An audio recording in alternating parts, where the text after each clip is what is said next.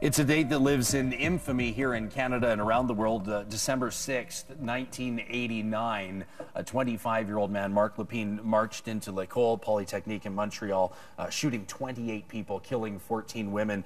Bev Dick joining us with the United Nurses of Alberta. It's a somber anniversary, to say the least. Bev, first of all, do you remember where you were on that day? It's a question many of us are asking today. Yes, I do. I think it's a moment that many women will never forget. It was 22 years ago, and it was, early morning Alberta time.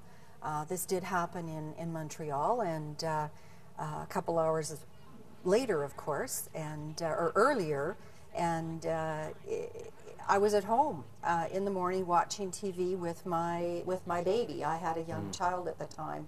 And I remember just being stunned, totally stunned that something like that could happen. We hear of these tragic instances around the world, workplace shootings, shootings in public places. I think one of the things, though, that really made this instance stick out to people was the fact that the gunman separated the men and the women and claimed to be, in a sense, responding to feminism that he had felt in what he perceived to be a negative manner in his own life.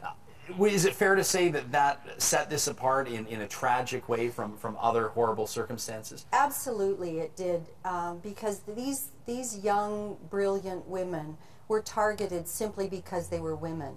They had not done anything. They didn't know the shooter at all in any way, simply because they were women. And in his mind, which I would say was a sick mind, he wanted to harm women, and he certainly did. And he said as much in his suicide note.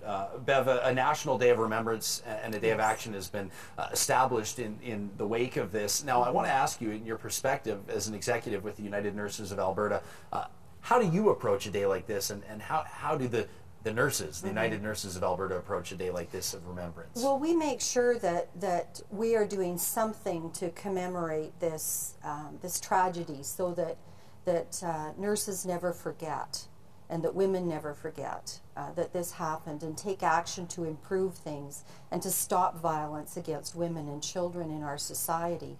So today I'll be attending a meeting with our members. There will be at least 100 people there, and we will start the meeting by observing a moment of silence.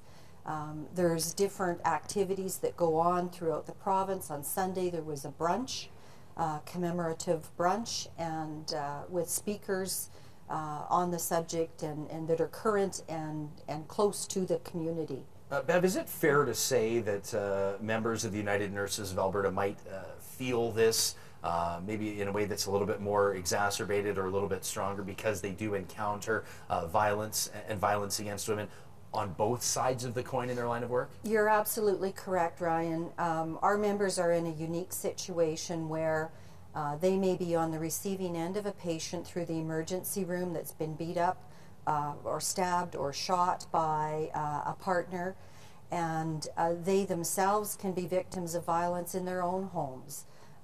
Because we know that does happen to more women than men. It does happen with men as well in abusive relationships, but certainly more women. So nurses can be the caregivers, but they can also be the ones that need the care as well.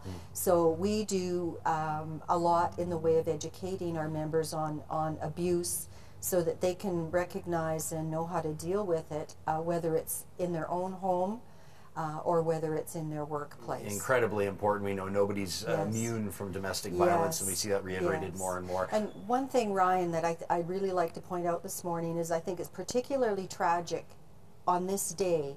It's terribly tragic any day, but today, being December 6th, the Day of Remembrance, I noticed on your rolling news this morning that there was a clip where a woman has been murdered in Bonnyville, and her husband has been charged with that murder. So on the day that we're commemorating and remembering violence against women and children across the country, right here close to home, we've had another one, and I think that is so tragic.